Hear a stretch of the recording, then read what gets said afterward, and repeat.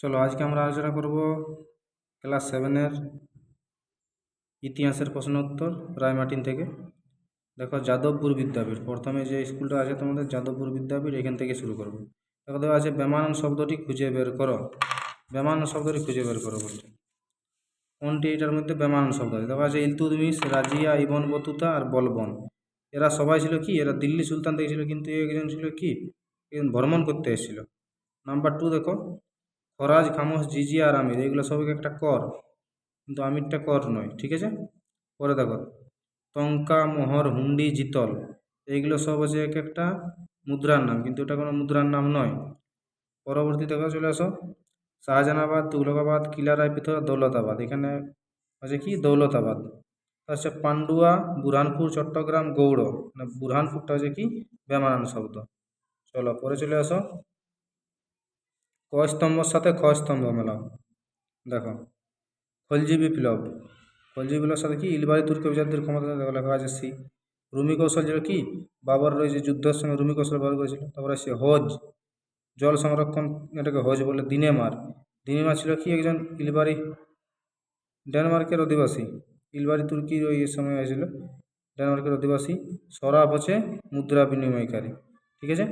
এটা ছিল তোমাদের ক খ স্তম্ভ মিলিয়ে। তারপর পরবর্তী চলে আসো শূন্যস্থান পূরণে। দেখো ঘরঘরার যুদ্ধে বাবরের অন্যতম প্রতিদ্বন্দ্বী ছিল কে? কে ছিল? ঘরঘরার যুদ্ধের সময় বাবরের প্রতিদ্বন্দ্বী কে ছিল? নসরত শাহ ছিল প্রতিদ্বন্দ্বী। পরের প্রশ্ন দেখো, জাহাঙ্গীরের আমলে শিখ গুরু ড্যাশ প্রাণদণ্ড দেওয়া হয়েছিল? কাকে দেওয়া হয়েছিল না? শিখ গুরু অর্জুন দেবকে। রাজপুত নেতাদের মধ্যে মোগল সম্রাটদের সঙ্গে জোট বাঁধেননি কে? রানা মানসিংহ। রাজপুত নেতাদের সঙ্গে মোগল সম্রাটের সঙ্গে জোট বাঁধেননি প্রতাপ। দেখো এই প্রশ্নটা কিন্তু এখানে প্রতাপ সিংহ হবে। মানসিংহ মানে কী হবে? প্রতাপ সিংহ, রানা প্রতাপ সিংহ, ঠিক আছে। পরে দেখো আহমেদনগরের প্রধানমন্ত্রী ছিলেন কে? টোডরমল। টোডরমল না মালিক অম্বর? এখানে হবে মালিক অম্বর আহমেদনগরের প্রধানমন্ত্রী। পরে দেখো বিল্লগ্রামের যুদ্ধ 1540 খ্রিস্টাব্দে ছিল, শের শাহের সঙ্গে হুমায়ুনের। সুলতান হোসেন শাহ ছিলেন একজন শ্রী চৈতন্যের ভক্ত। কার ভক্ত ছিল? শ্রী চৈতন্যের ভক্ত। চলো পরে দেখো,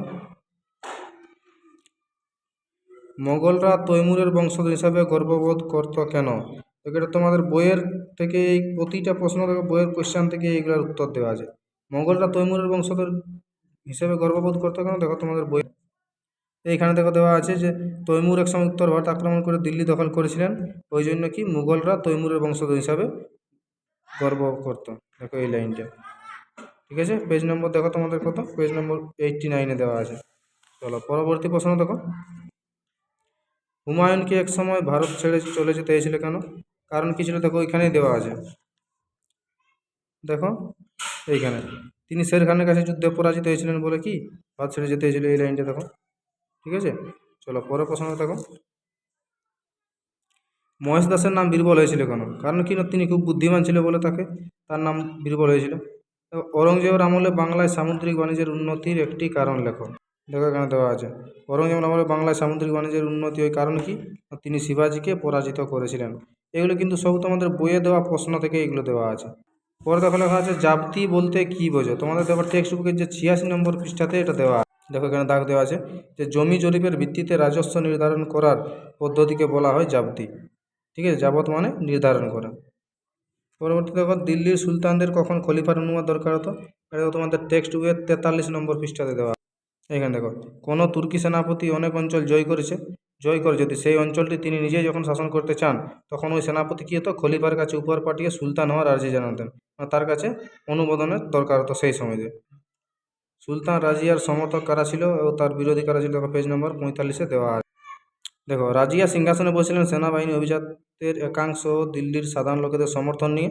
আর আপত্তি কাদের ছিল না? দিল্লির বাইরে যেসব তুর্কি অভিজাতরা ছিল তারা গোড়া থেকে রাজিয়ার বিরোধিতা করতে শুরু করেন। এটা আছে দেখো পেজ নাম্বার 45-এ দেওয়া আছে, ঠিক আছে। সুলতান ইলতুৎমিশের সামনে প্রধান 3টি সমস্যা কী ছিল? এটাও দেখো দেওয়া আছে পেজ নাম্বার 40। দেখো তো প্রথমত কী ছিল না, এই প্রথম ও শেষবার একজন নারীকে দিল্লির মনসদে বসাতে ছিল তিনি। সুলতান ও তুর্কি অভিজাত অর্থাৎ সিওলগানের সদস্যদের মধ্যে সম্পর্ক জটিল আকার ধারণ করেছিল। এগুলো একটা বিরাট সমস্যা তার কাছে মনে হয়েছিল। দেখো তোমাদের সমস্ত উত্তরগুলো কিন্তু আমি টেক্সট বই থেকে দিচ্ছি, ঠিক আছে, কোনো সহায়িকার দরকার তোমাদের নাই। অথচ তোমরা যদি আমাদের চ্যানেলটিকে সাবস্ক্রাইব করে রাখো তাহলে আমরা টেক্সট বই থেকেই, তোমাদের কোনো সহায়িকা বই কেনারও প্রয়োজন নেই, এখান থেকেই সমস্ত প্রশ্নের উত্তর আমরা কিন্তু দিয়ে থাকবো, ঠিক আছে। এবং মোগল কারা, পেজ নম্বর 69, এটাও কিন্তু তোমাদের টেক্সট বইয়ের মধ্যে আছে। পেজ নম্বর 69 দেখো দেওয়া, দেখো এখানে দেওয়া আছে, একদিকে চেঙ্গিস খান এবং অন্যদিকে তুর্কি নেতা তৈমুরলঙ্গের বংশধররা আমরা মুঘল বলে জানি। তোমরা এক লাইনে এটা উত্তরটা কিন্তু লিখতে পারো। আবার যদি বড় হয় তাহলে দেখো এখান থেকে দেওয়া আছে মুঘল কারা, এখানে দেখো পুরোপুরি দেওয়া আছে, ঠিক আছে। এটা হচ্ছে তোমাদের পেজ নাম্বার 69 দেওয়া আছে, ঠিক আছে। পরের কোশ্চেন দেখো দেওয়া আছে পাট্টা ও কবুলিয়ত কি। এটা তো টেক্সট বইয়ে 73, পাট্টা ও কবুলিয়ত এটা একটা ব্যবস্থা ছিল দেখো শের শাহের, সেটা দেখো। দেখুন, শের শাহ কৃষককে পাট্টা দিতেন, এই পাট্টায় কৃষকের নাম, জমিতে কৃষকের অধিকার, কত রাজস্ব দিতে হবে প্রভৃতি লেখা থাকতে এটাকে পাট্টা বলছে। আর তার বদলে কৃষক রাজস্ব দেওয়ার কথা কবুল করে কবুলিয়ত নামা অন্য একটি দলীয় রাষ্ট্রকে দিত, এটাকে কি বলা হয়েছে না কবুলিয়ত ও পাট্টা বলা হয়েছে, ঠিক আছে। দেখো দেওয়া আছে হুন্ডি কি, পেজ নাম্বার দেওয়া আছে 103, টেক্সট বুকের 103 নম্বর পেজে দেখো।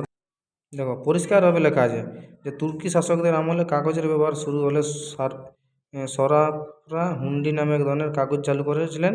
বণিকরা কোনো জায়গায় এটিকে হুন্ডি বলে এখানে দেখো দেওয়া আছে হুন্ডি কি, ঠিক আছে।